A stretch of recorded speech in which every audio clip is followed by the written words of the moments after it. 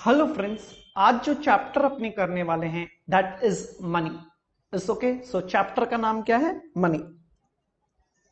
तो बहुत ही simple chapter है। अगर मैं कोई गुड्स एंड सर्विसेज अगर आपसे खरीदता हूं और मैं आपको रुपीस देता हूं, तो आप उसको आराम से क्या कर लेते हो? एक्सेप्ट कर लेते हो।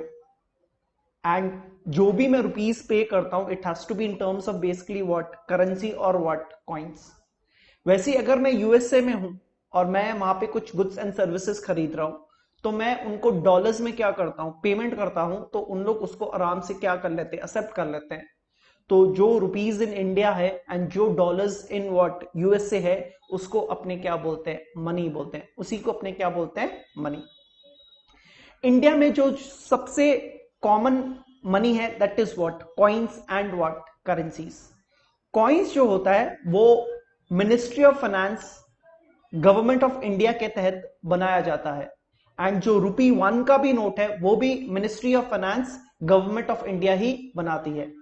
रुपी 1 के नोट को छोड़ के बाकी जितने भी नोट्स है, यानी कि जितनी भी करेंसीज है, उसको RBI, reserve bank of India, यानी कि what? Central bank of India क्या करती है? बनाती है।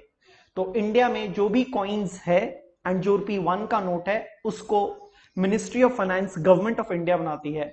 बाकी जितनी भी करेंसीज है उसको आरबीआई यानी कि सेंट्रल बैंक ऑफ इंडिया बनाती है। तो देख लीजिए, money it is anything which is widely accepted as a what? Medium of exchange. It's okay. And money is something which will facilitate the transaction of goods and services. तो आपको यह भी पता है कि मार्केट में जो भी गुड्स एंड सर्विसेज के लिए ट्रांजैक्शंस होते हैं, सारे किस टर्म्स में होते हैं? मॉनेटरी टर्म्स में होते हैं। सब किस टर्म्स में होते हैं? मॉनेटरी टर्म्स में होते हैं। तो इट्स ओके। तो यहां पे देख लीजिए, कॉइन्स एंड रुपी 1 का नोट कौन बनाता है? Ministry of finance. बाकी जितनी भी करेंसीज है, तो बाकी रेस्ट करेंसीज, जो रेस्ट करेंसीज है, उसको कौन बनाता है? आरबीआई। उसको कौन बनाता है? आरबीआई। तो clear? I hope it's okay. अब देखिए, नेक्स्ट टॉपिक क्या है? Legal tender money. देखिए, अगर आप से मैं कुछ गुड्स एंड सर्विसेज खरीदता हूं, आपसे अगर मैं क्या खरीदता हूं? कुछ गुड्स एंड सर्विसेज खरीदता हूं और मैं आपको रुपीस देता हूं, और आप उसको अगर रिजेक्ट कर दोगे ना, तो मैं आपको कोर्ट में ले जा सकता हूं। I hope you know that.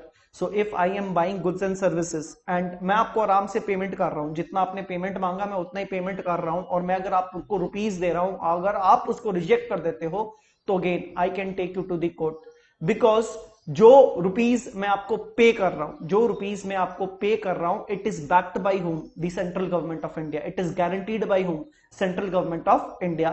So you are forced to take that what? Rupees. You are forced to take that rupees for the goods and services which you have given me. तो since rupees के पीछे किसका support है? Government का support है। तो इसको अपने लीगल टेंडर मनी बोलते हैं। क्या बोलते हैं? Legal tender money. So any money which is backed और सपोर्टेड और guaranteed by whom? The central government of India. उसको अपने क्या बोलते हैं? Legal tender money. उसको अपने क्या बोलते हैं? Legal tender money. मैंने आपसे गुड्स खरीदा, मैंने आपसे सर्विसेज खरीदा, तो मैं आपको बिटकॉइंस में पे कर रहा हूं, तो मैं बिटकॉइंस को आपको लेने में फोर्स नहीं कर सकता हूं, क्योंकि बिटकॉइंस वैसे तो मनी है, बिटकॉइंस वैसे तो मनी है, बट वो लीगल टेंडर मनी नहीं है, क्योंकि उसके पीछे गवर्नमेंट का सपोर्ट नहीं है। तो जो मनी के पीछे गवर्नमेंट ऑफ इंडिया का सपोर्ट होगा, बैक होगा, या जो गारंटी होगी, उसी को अपने क्या बोलते हैं? Legal tender money. तो देखिए, legal tender money, a country's currency that by law which must be accepted as a medium for what? Exchange या पेमेंट ऑफ व्हाट? डेट। अगर मैंने आपसे कोई उधार लिया है और मैं अगर आपको रुपीस दे रहा हूं, which is definitely backed by home? The central government. तब अगेन उसको आप इनकार नहीं कर सकते हो। अगर आप इनकार करोगे तो definitely I can take you to the what? Court. तो it's okay. What's a legal tender money? तो कोई भी गुड्स एंड सर्विसेज अगर मैं आपसे खरीद रहा हूं, या मैंने आपसे कोई लोन लिया है एंड मैं उसका आपको पेमेंट करना चाहता हूं, तो पेमेंट अगर मैं रुपीस में कर रहा हूं, पेमेंट अगर मैं रुपीस में कर रहा हूं, तो आप उस चीज को मना नहीं कर सकते हो, क्योंकि it is backed by whom? The government of India. Therefore ये रुपीस जो है that is a what? Legal tender money. हाँ, बिटकॉइन में आपको फोर्स नहीं कर सकता हूं, क्योंकि बिटकॉइन के पीछे गवर्नमेंट का सपोर्ट नहीं है। अब legal tender money are of two types. Legal tender money are of two types. One is limited legal tender and one is what? Unlimited legal tender. तो एक क्या है, लिमिटेड लीगल टेंडर मनी होता है और एक क्या होता है, अनलिमिटेड लीगल टेंडर। सोचिए मैंने आपसे गुड्स एंड सर्विसेज खरीदा है और मेरे को आपको 200 रुपीज का पेमेंट करना है। मुझको कितने रुपीज का पेमेंट करना है, 200 का। तो बोर्ड में देखिए मैंने आपसे गुड्स एंड सर्विसेज खरीदा है, मेरे को आपको पेमेंट करना है। कितना पेमेंट करना है, ₹200। तो देखो मैं आपको ना पेमेंट कर रहा हूं और इन कॉइन्स के हेल्प से, बोर्ड में देखिए इन कॉइन्स के हेल्प से 5 पाइस, 10 पाइस, 20 पाइस एंड 25 पाइस। तो मुझको आपको पेमेंट करना है और मैं किस चीज की हेल्प ले रहा हूं, 5 पाइस, 10 पाइस, 20 पाइस एंड 25 पाइस के कॉइन्स के हेल्प से। तो मैं जब आपको इन कॉइन्स में अगर पेमेंट करता हूं ना, then I can force you to take maximum ₹25।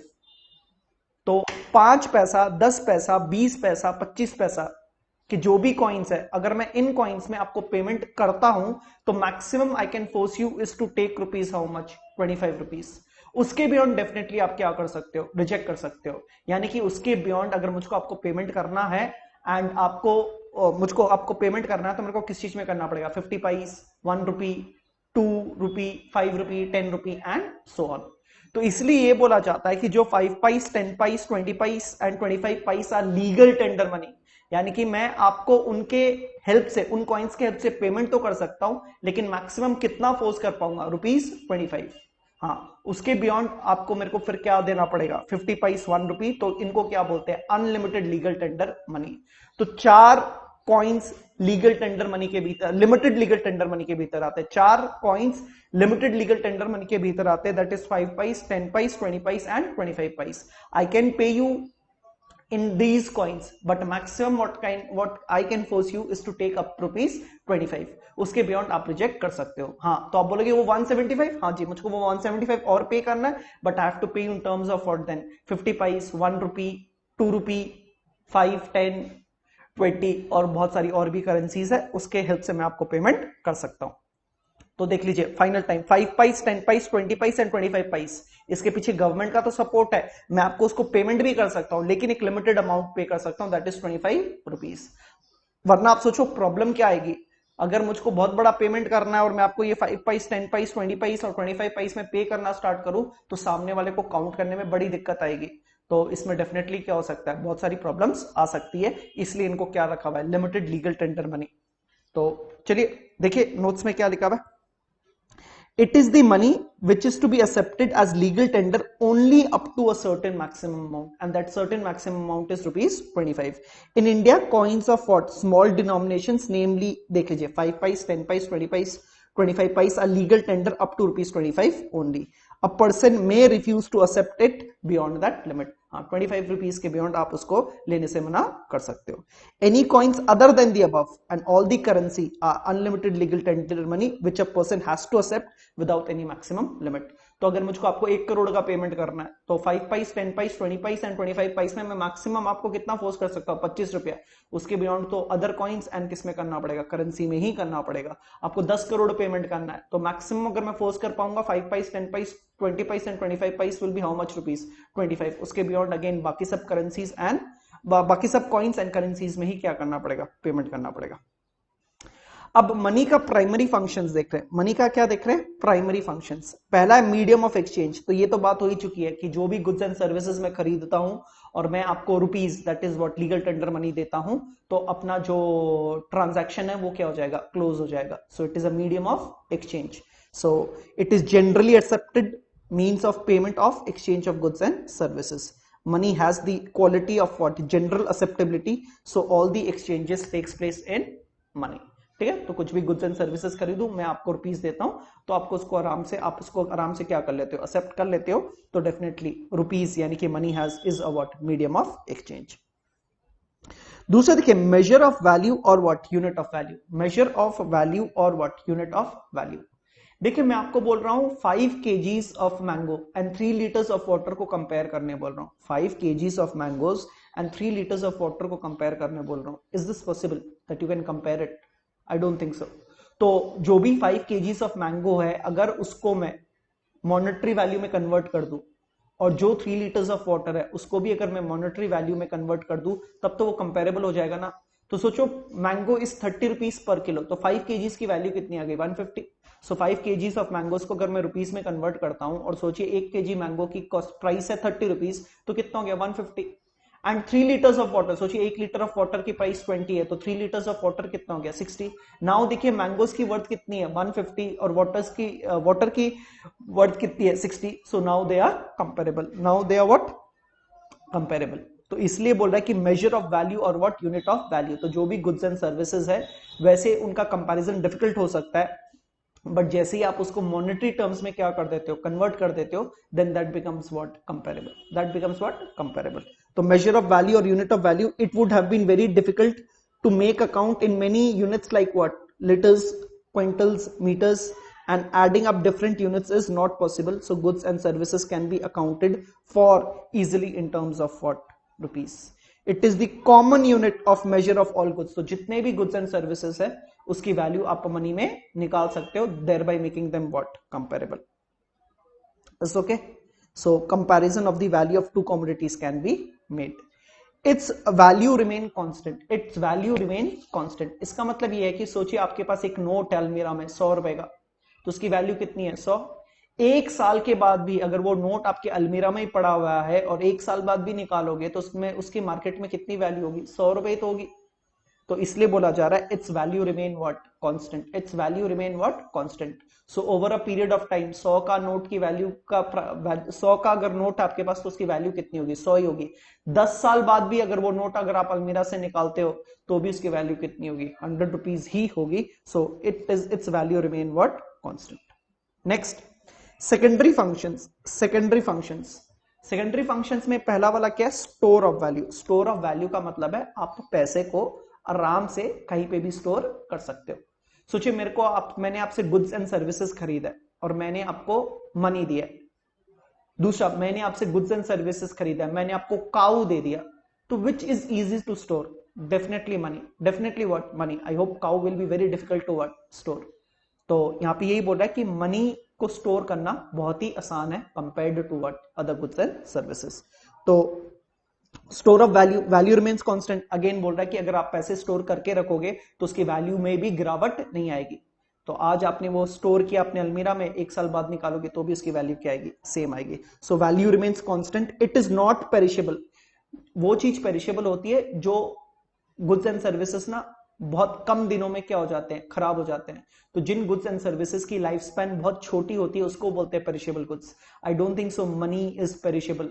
आप पैसे को बहुत अरसे तक क्या कर सकते हो रख सकते हो, उसकी it does not what perish that easily. तो एनी गुड्स एंड सर्विसेज जो कि जिसकी लाइफ स्पैन बहुत कम होती है उनको क्या बोलते हैं perishable goods. Money is not a perishable goods. आप पैसों को सालों साल तक रख सकते हो। It is easily portable. Portable का मतलब ट्रांसफरेबल। आप मनी को एक जगह से दूसरी जगह आराम से शिफ्ट कर सकते हो। Requires less place to store and there is no storage cost. There is no storage cost. जैसे मैंने आपको बोला कि आपके गुड्स एंड सर्विसेज के लिए अगर मैं मनी देता हूं तो अगेन वो बहुत ही कम जगह खाता है, therefore there is no storage cost. But वही अगर सोचो मैं आपको काऊ में पेमेंट करता तो स्टोरेज कॉस्ट बहुत बढ़ जाता, क्योंकि काऊ को पालने के भी तो खर्चे लगते हैं आपको। तो मैं काऊ तो दे दो, आप काऊ स्टोर भी कर लोगे, सोचो मुश्किल से जो भी आप बंदोबस्त तो कर लोगे काऊ स्टोर करने का, but it will involve you what storage cost, क्योंकि काऊ को खिलाना पिलाना सब कुछ पड़ेगा। तो यही प्रॉब्लम आती थी पहले बार्टर सिस्टम में। It's okay. नेक्स्ट देखिए, money as a store of value means that money can be used to transfer purchasing power from what present to future. मैंने अभी आपको जो पैसे दिए थे, क्योंकि मैंने आपको गुड्स एंड सर्विसेज खरीदे थे, जरूरी थोड़ी आपको पैसे आज ही खत्म करने या आज ही स्पेंड करने। आप उसको 10 दिन बाद भी स्पेंड कर सकते हो, 1 साल बाद भी स्पेंड कर सकते हो। तो इसका कहने का मतलब है कि आपके हाथ में अगर पैसे हैं तो आपको आज ही स्पेंड करने की दरकार नहीं है, आप एक लेटर डेट में भी उसको क्या कर सकते हो स्पेंड कर सकते हो। देयरफॉर ट्रांसफरिंग या purchasing power from today to what from today to a what later date. तो आई होप इट्स ओके। अगर आपके हाथ में पैसे हैं जरूरी नहीं है आज ही खर्चा करना है, अब बाद में भी खर्चा कर सकते हो। तो बाद में खर्चा करने का मतलब क्या हो गया, आपने परचेजिंग पावर आज से कोई लेटर डेट में क्या कर दिया ट्रांसफर कर दिया। It provide security. तो देखो अगर आपके पैसे आपने स्टोर किया हुआ है, बचा के रखा हुआ है, तो बोले कोई भी इमरजेंसी कंटिजेंसी या किसी से अगर आपने लोन दिया तो उसको चुकाने में काम आ सकता है। तो डेफिनेटली कोई भी एक्सीडेंट हो जाता है तो आज के दिन definitely suppose to pay in terms of what money, and definitely आपने पैसा अगर स्टोर किया हुआ है तो वो पेमेंट करने में आपको कोई भी दिक्कत नहीं आएगी। फर्दरमोर कोई भी लोन आपको फ्यूचर में पे करना है तो आप आराम से मनी क्या कर सकते हो स्टोर कर सकते हो, ताकि फ्यूचर डेट में उस लोन को चुकता आप कर सको। B, standard of deferred payments. Deferred payments का मतलब है कि मनी के इन्वेंशन के बाद credit system in the country started what flourishing. तो with the advent of money, with the invention का मनी, क्या हुआ कि क्रेडिट सिस्टम भी क्या हो गया, फ्लरिश कर गया। फॉर एग्जाम्पल, अगर मैं बैंक से 100 रुपए लेता हूं, बैंक से अगर मैं 100 रुपए लेता हूं, तो मैं बैंक को क्या करता हूं, 1 साल बाद 100 रुपए लौटा देता हूं। तो सोचिए, एक 100 रुपए का नोट मुझको बैंक ने दिया है, और 1 साल बाद अगर मुझको पेमेंट करना है, तो मैं एक क्या करूंगा, उसको 100 रुपए का नोट दे दूंगा, साथ साथ में मेरे को क्या देना पड़ेगा, इंटरेस्ट। सोचिए 10 रुपीज, तो कोई दिक्कत नहीं है। तो पुराने जमाने में देखिए, सोचिए मुझको काऊ लेना है उधार पे, तो अगर मैं एक काऊ लेता हूं और 1 साल बाद अगर वो काऊ भी लौटाऊं तो भी दिक्कत है, क्योंकि मनी की तो वैल्यू कांस्टेंट है। 100 रुपया लिया था, एक तो 100 रुपए तो वो तो दे ही रहा हूं, कोई दिक्कत नहीं है, प्लस उसको क्या देना है, 10 रुपीज इंटरेस्ट देना है। लेकिन किसी से अगर मैंने बाकी में काऊ लिया है, तो वही काऊ अगर उसको 1 साल बाद लौटाऊंगा, तो आप समझ सकते हो ना, काऊ की तो मिल्किंग कैपेसिटी तो घट गई होगी, प्लस मुझको इंटरेस्ट भी देना पड़ेगा। तो काऊ लिया हो, एक तो मेन प्रिंसिपल काऊ लौटाओ, साथ साथ में इंटरेस्ट। इंटरेस्ट तो यहां पे मतलब लगभग हो गया कि बछड़ा देना पड़ेगा, काऊ का क्या देना पड़ेगा, काफ देना पड़ेगा। Is that possible for me? It is very difficult. तो इसलिए बोल रहा है कि क्रेडिट सिस्टम पहले फ्लरिश नहीं हो पा रहा था, क्योंकि बहुत सारी मुश्किलें थी। लेकिन सिंस मनी की क्या कांस्टेंट वैल्यू है, तो आप क्या कर सकते हो, लोन ले सकते हो, लोन का प्रिंसिपल भी फ्यूचर में आराम से पे कर सकते हो विद इंटरेस्ट। तो समझ गए ना, अगर मैं काऊ एक उधार पे लेता हूं, तो वो भी काऊ लौटाऊंगा तो भी उसकी क्या होगी, वर्थ कम हो जाएगी, प्लस इंटरेस्ट भी देना है। इंटरेस्ट में अगेन मुझको बछड़ा वगैरह देना पड़ेगा, तो it becomes very difficult to what take loans in the what older times. Is okay.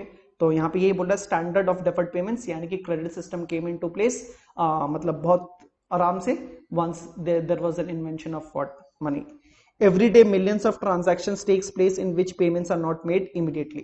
तो अगर मैं कुछ गुड्स एंड सर्विसेज खरीदता हूं आपसे, तो जरूरी नहीं है अभी के अभी मुझको पेमेंट करना, मैं आपको बाद में भी पेमेंट कर सकता हूं। Money as a standard of what, deferred payment. देखिए नाम में ही बोला डेफर्ड पेमेंट। डेफर्ड पेमेंट का मतलब क्या है, मैंने गुड्स एंड सर्विसेज आज लिया है, लेकिन जो पेमेंट में डेफर करूंगा, पेमेंट डेफर करने का मतलब मैं पेमेंट कब करूंगा, ऑन अ फ्यूचर डेट।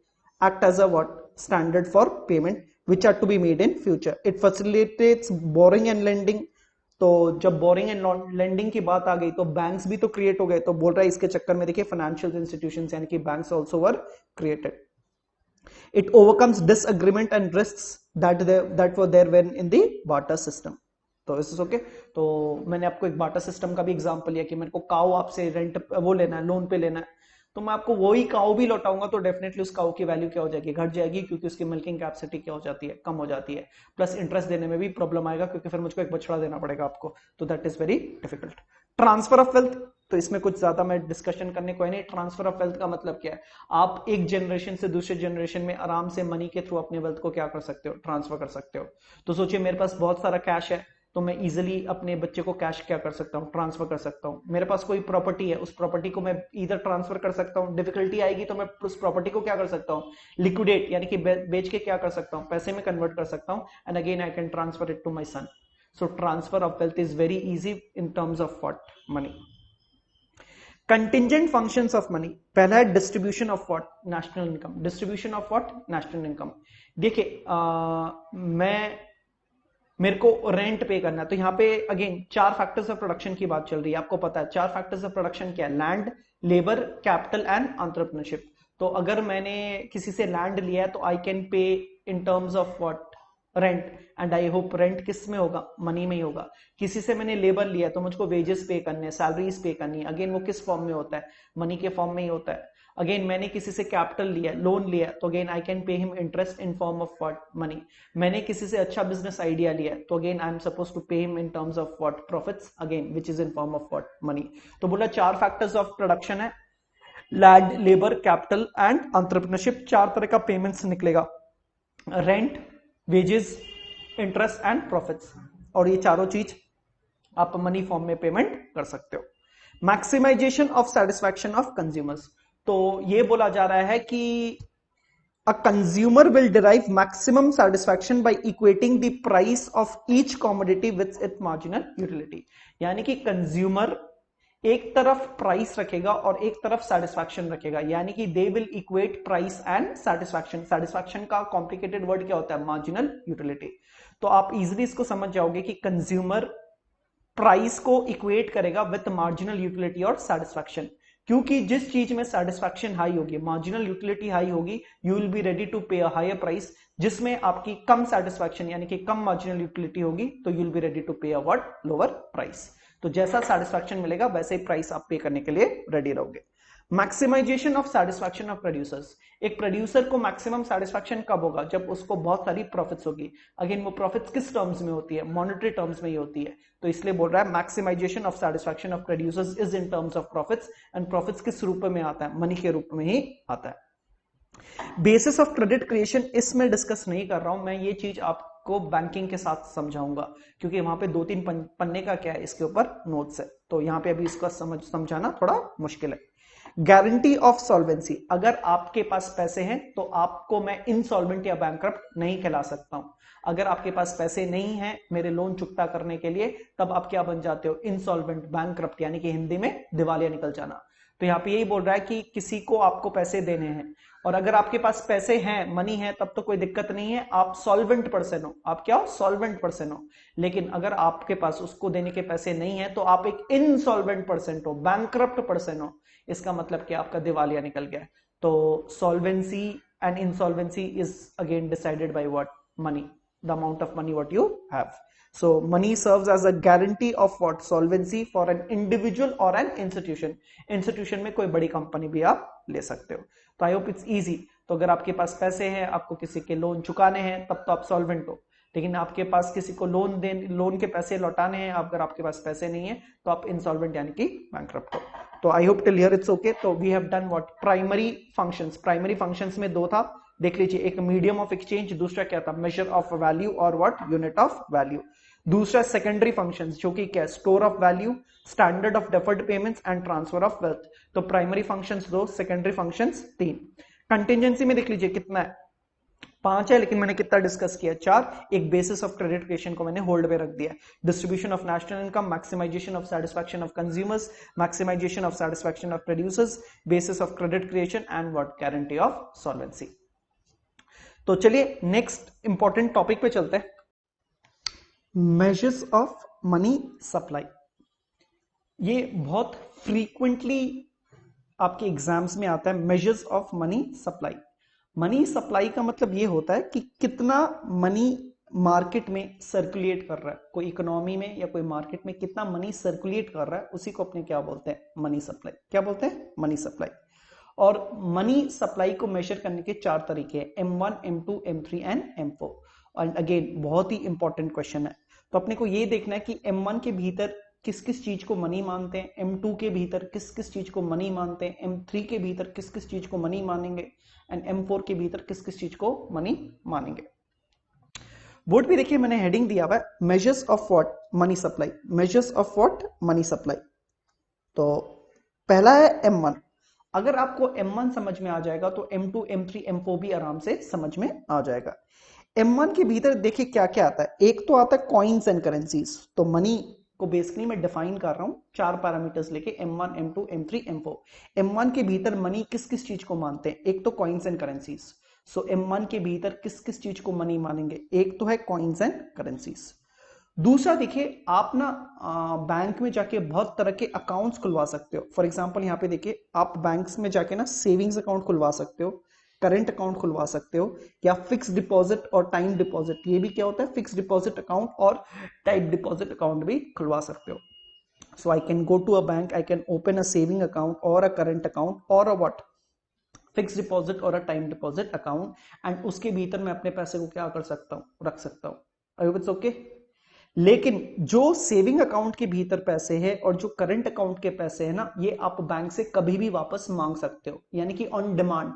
तो जब भी आप बैंक को डिमांड करोगे मेरे पैसे लौटाओ, तो अगर वो पैसे सेविंग अकाउंट या करंट अकाउंट में है तो बैंक विल बी बाउंड कि आपको वो पैसे इंस्टेंटली क्या करे, लौटा दे।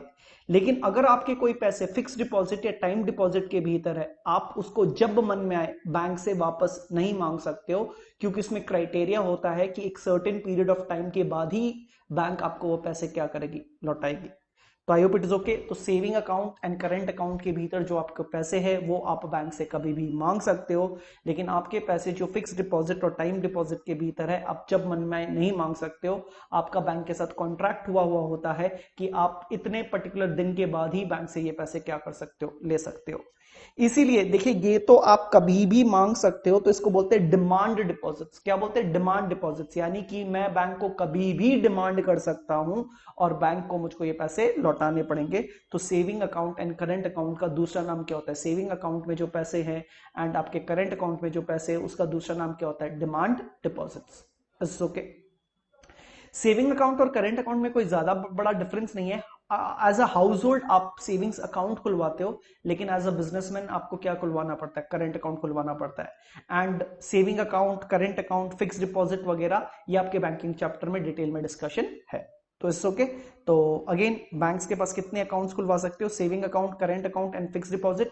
जो पैसे आपके सेविंग अकाउंट और करंट अकाउंट में है उसको आप कभी भी वापस मांग सकते हो ऑन डिमांड। तो ये डिमांड डिपॉजिट्स होते हैं। ये क्या होते हैं? Demand deposits. इसलिए मनी के डेफिनेशन में देखिए क्या लिया हुआ है?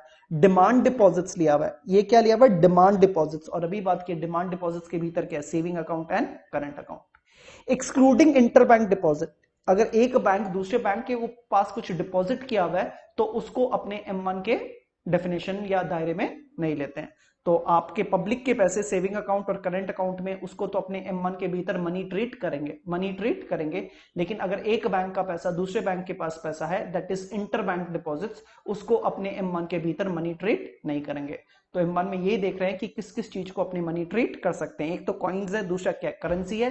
तीसरा आपने ने जो डिस्कस किया that is what? Demand deposits. Demand deposits can be of two types, saving account के जो भीतर पैसे हैं एंड जो करंट अकाउंट के भीतर पैसे हैं। हाँ, इंटरबैंक डिपॉजिट्स को आपको एक्सक्लूड करना है। इंटरबैंक डिपॉजिट्स को आपको क्या करना है? एक्सक्लूड करना है। नेक्स्ट देखिए तीसरा क्या है? Demand deposits with RBI। तीसरा क्या है? ये तो देखिए ये जो सेविंग अकाउंट करंट अकाउंट है ये जो सेविंग अकाउंट है और ये जो करंट अकाउंट है ये तो कमर्शियल बैंक्स के पास थे।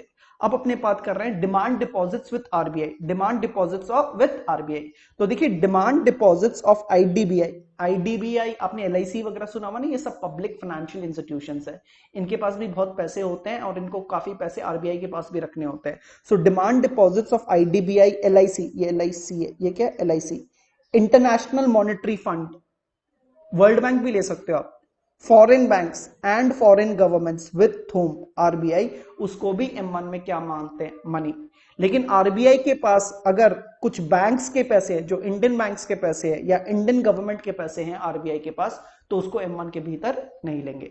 तो again demand deposits of any public financial institution like LIC, IDBI और IMF or foreign bank or foreign government with RBI is to be treated as money in M1 except Indian government के पैसे with RBI या commercial banks of India के पैसे with RBI उसको अपने M1 के भीतर मनी ट्रीट नहीं करेंगे। तो इट्स ओके। तो काफी डिमांड डिपॉजिट्स RBI भी मेंटेन करती है। तो कुछ कुछ को तो मनी मानना है, कुछ कुछ को तो मनी नहीं मानना। दो स्पेसिफिक चीज को मनी नहीं मान सकते। इंडियन गवर्नमेंट के पैसे अगर RBI के पास है या कमर्शियल बैंक्स ऑफ इंडिया के पैसे RBI के पास है तो उसको तो अपने M1 के भीतर क्या कर देते हैं? एक्सक्लूड कर देते हैं। बाकी जितने भी डिमांड डिपॉजिट्स है फॉरेन बैंक्स के, फॉरेन गवर्नमेंट्स के, IMF के, वर्ल्ड बैंक के, पब्लिक फाइनेंशियल इंस्टीट्यूशंस के विद RBI उसको अपने क्या मानेंगे? Money under M1। Money under M1। तो देख लीजिए demand deposits of IDBI, LIC, IMF and foreign governments with RBI इसको तो अपने क्या मानते हैं? M1 के भीतर मानते हैं except the deposits of banks and governments, except deposits of banks and governments with RBI। तो अगेन इस चीज को मैं दिखा देता हूं। तो बेसिक तीन चीज क्या हुआ है? एक तो क्या हुआ है? कॉइन्स एंड करेंसीज, दूसरा क्या है? डिमांड डिपॉजिट्स एंड तीसरा जो पैसा RBI के पास होता है। तो यहां पे देख लीजिए बहुत इजी कर रखा हूं मैं। सो M1 के भीतर देखिए क्या आएगा? C आएगा। C का मतलब क्या है? Currencies and coins. क्या आएगा? Demand deposits. Demand deposits only net demand deposits, only net demand deposits. Net demand deposits का मतलब होता है इंटरबैंक डिपॉजिट्स नहीं ले सकते। एक्सक्लूडिंग देख लीजिए तो ओनली नेट डिमांड डिपॉजिट, इसका मतलब क्या? Excluding interbank deposits held by one bank with the another. और ये डिमांड डिपॉजिट्स के एग्जांपल क्या होते हैं? Current account and savings account. अब देखिए other deposits with RBI, other deposits with RBI, so these are deposits held by RBI of all economic units except the government and banks। तो RBI के पैसे, RBI के पास जो पैसे हैं accept जो गवर्नमेंट के पैसे आरबीआई के पास है या कमर्शियल बैंक के पैसे आरबीआई के पास है, उसको छोड़ के जितने भी पैसे आरबीआई के पास है उसको भी अपने M1 के भीतर मनी ट्रीट करेंगे।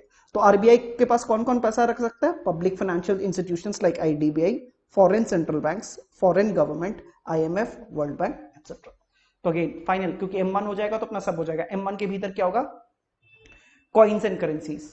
डिमांड डिपॉजिट्स, डिमांड डिपॉजिट्स के भीतर कौन सा? Current account and saving account. उसमें क्या एक्सक्लूड करना है? इंटरबैंक डिपॉजिट्स, एक बैंक का अगर दूसरे बैंक के पास डिपॉजिट है।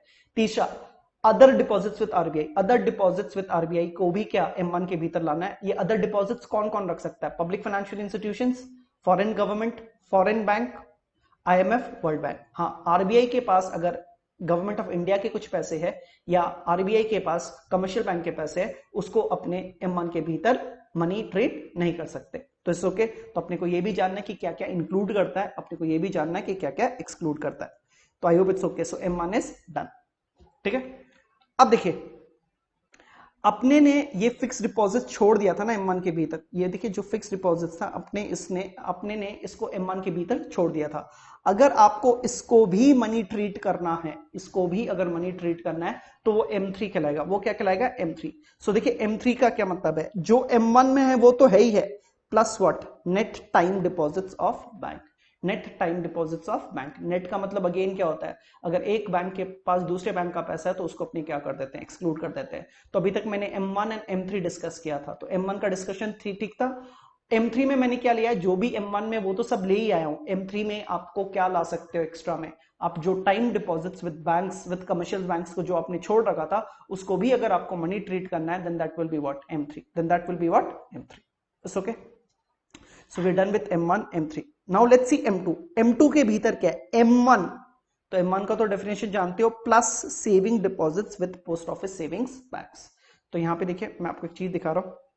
देखिए जो पोस्ट ऑफिस होती है ना आज के दिन ना, वो भी बैंक की होती है। पोस्ट ऑफिस को अपने ने क्या चीज में कन्वर्ट किया हुआ है? बैंक्स में ही कन्वर्ट किया हुआ है। तो post office will also behave like a bank. उसके पास आप क्या क्या अकाउंट्स खुलवा सकते हो? एक सेविंग्स अकाउंट खुलवा सकते हो, ठीक है।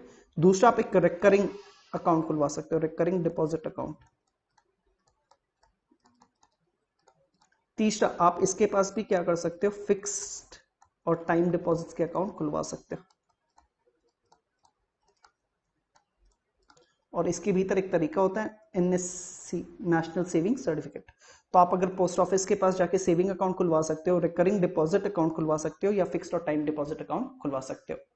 तो अगर आपको M2 टेस्ट करना है ना, तो M1 की तो सारी आइटम्स रखनी है, M1 की सारी आइटम्स रखनी है। एंड पोस्ट ऑफिस का आप क्या ले सकते हो? सेविंग्स अकाउंट ले लोगे तो वो M2 कहलाएगा। वो क्या कहलाएगा? M2।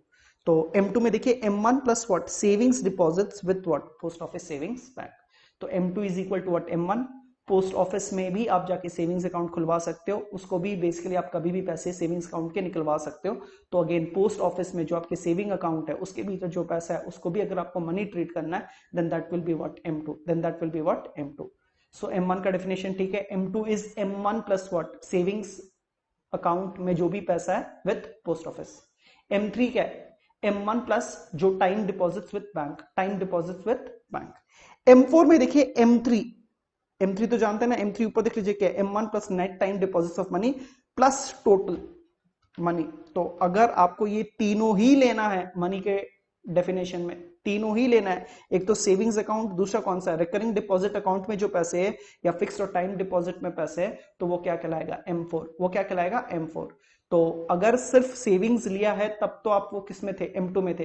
लेकिन अगर आपको पोस्ट ऑफिस का भी सब आइटम्स को लेना है, पोस्ट ऑफिस में भी सभी तरह के अकाउंट्स को अगर आपको लेना है, तब वो क्या कहलाएगा? M4। So M4 is M3 plus what? Total deposits with post office excluding what? National saving certificate. ये नेशनल सेविंग सर्टिफिकेट्स बहुत पुरानी चीजें होती है, इसका डिस्कशन में जाने की दरकार नहीं है। बस आपको ये ध्यान में रखना है कि M4 के डेफिनेशन में जितने भी डिपॉजिट्स विद पोस्ट ऑफिस है उसको लेते हैं, M3 को लेते हैं, accept for one thing, that is what? NSC, national savings certificate. तो इसको मैं वापस से फाइनली रिपीट करके खत्म कर दे रहा हूं। मेजर्स ऑफ मनी सप्लाई 4 तरीके हैं। आपको सबसे इंपॉर्टेंट जानना है M1, क्योंकि ज्यादातर एग्जाम में M1 के बारे में पूछते हैं। M1 के भीतर क्या रखोगे? Coins and currencies. क्या रखोगे? डिमांड डिपॉजिट्स, करंट अकाउंट और current account and savings account, excluding what? Interbank deposits. तीसरा, डिपॉजिट्स विद आरबीआई, सभी का, पब्लिक फाइनेंशियल इंस्टीट्यूशंस का, वर्ल्ड बैंक का, IMF का, फॉरेन गवर्नमेंट्स का, फॉरेन बैंक का, except money with RBI, demand deposits of government and commercial banks with RBI. इसको अपने M1 के डेफिनेशन में नहीं ले सकते हैं। फिर M2 में M1 तो लेना है, पोस्ट ऑफिस का सिर्फ एक ही ले सकते हो, सेविंग्स अकाउंट, तब तो वो M2 है। M3, M1 ले सकते हो एंड टाइम डिपॉजिट जो बैंक वाला था, टाइम डिपॉजिट जो बैंक वाला था, अगर उसको भी लेना है तो वो क्या हो जाएगा? M3। और M4 में तो क्या है? M3 सब ले लो, प्लस पोस्ट ऑफिस का भी सभी कुछ ले लो, except for one thing, that is what? National savings certificate. So we are done with measures of money supply. तो लास्ट चीज देख लेते हैं, important points. M1 and M2 are known as what? Narrow money. M1 और M2 के भीतर कम items थी compared to what? M3 and M4। तो M1 में आइटम्स थी, M2 में भी M1 प्लस कुछ आइटम्स थी, M3 में भी M1 प्लस कुछ आइटम्स थी, M4 में तो बहुत सारी आइटम्स थी। लेकिन M1 M2 में in comparison to M3 M4 कम आइटम्स है, इसीलिए अपने M1 M2 को क्या बोलते हैं? नैरो मनी बोलते हैं। एंड M3 एंड M4 को क्या बोलते हैं? ब्रॉड मनी बोलते हैं। सो in comparison M1 and M2 के भीतर जो मनी का डेफिनेशन है वो छोटा है compared to what? M3 and M4, इसलिए M1 M2 को क्या बोलते हैं? Narrow money. M3 and M4 को क्या बोलते हैं? Broad money. यहां पे नेक्स्ट देखिए, M1 is the most liquid and the easiest for transaction where M4 is the what? Least liquid. So M1 M2 M3 4 को अगर रैंकिंग करूं on the basis of liquidity तो M1 सबसे liquid होता है एंड M4 सबसे least liquid होता है, यानी कि M2 M3 M1 और M4 के बीच में होते हैं। सो M1 तो most liquid and M4 least liquid, तो M2 M3 will come between what? M1 and M4। यहाँ पे लिक्विडिटी का मतलब ये होता है कि कोई चीज को आप कितने जल्दी कैश में कन्वर्ट कर सकते हो, कोई भी चीज को आप कितने जल्दी कैश में कन्वर्ट कर सकते हो, that is what? Liquidity. And दूसरा जो चीज अपने को लिक्विडिटी टेस्टिंग के टाइम में चाहिए, दैट इज कि जब आप उसको कैश में कन्वर्ट कर रहे हो तो उसकी वैल्यू में ज्यादा चेंज नहीं आना चाहिए। So liquidity means any item which can be converted into cash instantly or in a very small time frame without losing its value, तो इट्स ओके। तो M1 मोस्ट लिक्विड है, M4 क्या है? लीस्ट लिक्विड है, यानी कि M1 को आप फटाफट कैश में कन्वर्ट कर सकते हो एंड उसकी वैल्यू में कोई ज्यादा चेंजेस नहीं आएगी। M4 में टाइम लगेगा आपको उसको कैश कन्वर्ट करने में, तो कुछ कुछ आइटम्स तो एकदम कैश होते ही हैं, लेकिन काफी कुछ उसमें ऐसी आइटम्स है जिसको आपको कैश करने में टाइम लगती है एंड हो सकता है कि जब आप उसको कैश में कन्वर्ट करो तो उसकी वैल्यू क्या हो जाए? गिर जाए। M3 is the most commonly used major of what? Money supply. तो मैक्सिमम कंट्रीज M3 को ही क्या मानती है? मनी सप्लाई मानती है। It is also known as aggregate monetary resources. It's okay. Next देखिए क्या बोल रहा है यहां पे, define what? High powered money. Define what? High powered money. देखिए M1 के डेफिनेशन में मैंने ये except deposits of banks and governments को हटा दिया था ना। अगर M1 के डेफिनेशन में मैं इनको भी ले लूं, deposits of banks and governments with RBI, अगर मैं M1 के डेफिनेशन में deposits of banks and government with RBI को भी ले लूं ना, तो ये M1 नहीं कहलाएगा, ये M1 की जगह फिर हो जाएगा हाई पावर्ड मनी। क्या हो जाएगा? High powered money. तो what is high powered money? M1 में जो चीज थी वो तो लेनी है, लेकिन कुछ एक्सेप्शंस भी थे M1 में, जैसे कि example except deposits of banks and government. अगर इसको भी अगर अपने मनी मान ले, मनी मान ले, deposits of banks and governments with RBI को, तो ये क्या कहलाएगा? High powered money. क्या कहलाएगा? High powered money. It is simply the sum of all currency in circulation with the people of the country, cash kept in what? Commercial bank vaults, along with the deposits of the government of the country. And देखिए यही चीज को तो exclude किया था। अगर इसको भी अगर मैं मनी मान लूं तो वो M1 नहीं होगा, फिर वो M1 में अगेन आपको क्या ऐड करना है to make it high powered money? Deposits of government and what? Commercial banks with RBI. अगर उसको भी पैसा मान लेता हूं तो M1 का डेफिनेशन बदल के M1 will be converted to what? High powered money. तो I hope till here it's okay. Next जो टॉपिक इसमें है that is barter exchange. That is what barter exchange. इसको C2C इकोनॉमी भी बोलते हैं। इसको क्या बोलते हैं? C2C economy. सी का मतलब होता है कॉमोडिटी टू कॉमोडिटी इकोनॉमी। तो अपने पढ़ने जा रहे हैं बार्टर और व्हाट C2C इकोनॉमी। इसमें होता क्या है कि मैं आपसे अगर कुछ गुड्स एंड सर्विसेज ले रहा हूं तो मुझको भी आपको कुछ गुड्स एंड सर्विसेज देने पड़ेंगे। तो बार्टर सिस्टम क्या होता है? व्हेन गुड्स एंड सर्विसेज के बदले में गुड्स एंड सर्विसेज क्या दिया जा रहा है। तो it's okay. So barter exchange refers to the direct exchange of goods for what goods. It refers to what exchange for what goods for goods. Either it is termed as what barter economy or what CC economy, where C stands for what commodity. ठीक है। So when a farmer gives rice and gets cloth from the weaver in return, it is known as what barter exchange. I don't know आपने ये देखा हुआ कि नहीं देखा हुआ, बट कितनी बार घर पे ना कुछ बर्तन वाले आते हैं, यूटेंसिल्स वाले आते हैं, जो कि यूटेंसिल्स वो आपको दे जाते हैं एंड इन रिटर्न आप उसको ना क्लोथ्स दे देते हो। इन रिटर्न आप उसको क्या दे देते हो? क्लोथ्स दे देते हो। तो अगेन ये क्या है? बार्टर है। ये क्या है? बार्टर है। मैं आपको पढ़ा रहा हूं, अगर आप मुझको फी के रूप में आप अपनी घड़ी दे दोगे तो again that is what barter system. तो ओके। तो गुड्स के बदले में गुड्स का क्या हो रहा है? एक्सचेंज हो रहा है। Then that is a what barter exchange और it is termed as what C2C economy. लेकिन देखिए बार्टर एक्सचेंज में बहुत सारी प्रॉब्लम्स आती है। Lack of double coincidence of funds. सोचिए मेरे पास वीट है और मुझको काऊ चाहिए, तो मुझको एक ऐसा व्यक्ति ढूंढना पड़ेगा जिसके पास काऊ हो एंड उसको वीट की रिक्वायरमेंट हो। क्योंकि मेरे पास वीट है, मुझको चाहिए काऊ, तो मैं काऊ लूंगा तो मुझको क्या देना पड़ेगा? वीट। तो ये भी तो देखना पड़ेगा सामने वाले को वीट की रिक्वायरमेंट है कि नहीं है एंड उसके पास काऊ है कि नहीं है। तो कोइंसिडेंस ऑफ फंड्स ढूंढना पड़ेगा। समझ गए? अगर मेरे पास एक्सेस वीट है एंड मुझको काऊ चाहिए तो मुझको ऐसा व्यक्ति ढूंढना पड़ेगा जो काऊ देने को तैयार हो एंड उसको रिक्वायरमेंट किस चीज की हो? वीट की दरकार हो। तभी जाके क्या होगा? बार्टर एक्सचेंज पॉसिबल होगा, otherwise it is not possible. इसलिए बोला lack of double coincidence of funds. Lack of what? Double coincidence of funds. तो कोइंसिडेंस ऑफ फंड्स कब होगा? अगर मेरे पास एक्सेस वीट है, मुझको काऊ चाहिए एंड मुझको ऐसा ही पर्सन मिल जाए जिसके पास क्या हो? एक्स्ट्रा काऊ हो एंड उसको क्या चीज की रिक्वायरमेंट हो? वीट की रिक्वायरमेंट हो। तभी क्या होगा? कोइंसिडेंस ऑफ फंड्स होगा। और ऐसा व्यक्ति को ढूंढना इज वेरी वेरी डिफिकल्ट। इसलिए अपने यहां पे क्या बोल रहे हैं? Lack of double coincidence of funds. दूसरा देखो lack of common measure of what? Value. तो मुझको सोचिए वीट देना है और मुझको लेना है काऊ, तो हाउ डू वी वैल्यू? अपने को पता ही नहीं चलेगा बिना मनी के कि वीट एक्सपेंसिव है या काऊ एक्सपेंसिव है। तो इसलिए बोला जा रहा है lack of common measure of value. तो जब गुड्स के लिए गुड्स एक्सचेंज करते हैं तो it is very difficult to what? Compare. तो अगेन मैंने आपको बोला कि सोचिए मुझको 3 लीटर पानी चाहिए एंड मेरे पास देने को 2 kg ऑफ वीट है, तो it is very difficult to compare कि 3 लीटर ऑफ वाटर ले तो रहा हूं, क्या उसके बदले में मुझको 2 kg ऑफ वीट्स देना चाहिए या नहीं देना चाहिए, वो समझने के लिए बहुत दिक्कत आएगी। Lack of standard of deferred payment. ये अपने बात कर ही चुके हैं कि मैं अगर आपसे उधार पे काऊ लेता हूं, वो काऊ भी लौटाऊंगा तो भी आपके लिए प्रॉब्लम ही है, क्योंकि उस काऊ की वैल्यू क्या हो जाएगी? गिर जाएगी। प्लस इंटरेस्ट देने में भी क्या आएगी? दिक्कत आएगी, क्योंकि बछड़े के रूप में मेरे को आपको क्या देना पड़ेगा? इंटरेस्ट। तो credit system is very difficult. Lack of store of value. अगर आपसे मैंने गुड्स एंड सर्विसेज लिया, मैं अगर आपको काऊ दे दूं तो डेफिनेटली आपको स्टोर करने में बहुत दिक्कत आएगी, क्योंकि उसके लिए अलग से आपको क्या बनाना पड़ेगा? घर बनाना पड़ेगा। तो that is what they are talking, lack of what? Store of value. Moreover cow भी क्या होगा? ऐसे तो देखा जाए पेरिशेबल होगा, धीरे धीरे उसकी वैल्यू क्या होती जाएगी? घटती जाएगी। तो ये भी एक प्रॉब्लम है। Storage of goods require time and what? Efforts. तो अगेन मैंने आपसे गुड्स एंड सर्विसेज लिया, अगर मैं आपको काऊ देता हूं तो आपका स्टोरेज कॉस्ट आएगा ना, उसको खिलाना पिलाना तो पड़ेगा और उसके पीछे आपकी बहुत सारी मेहनत भी लगेगी।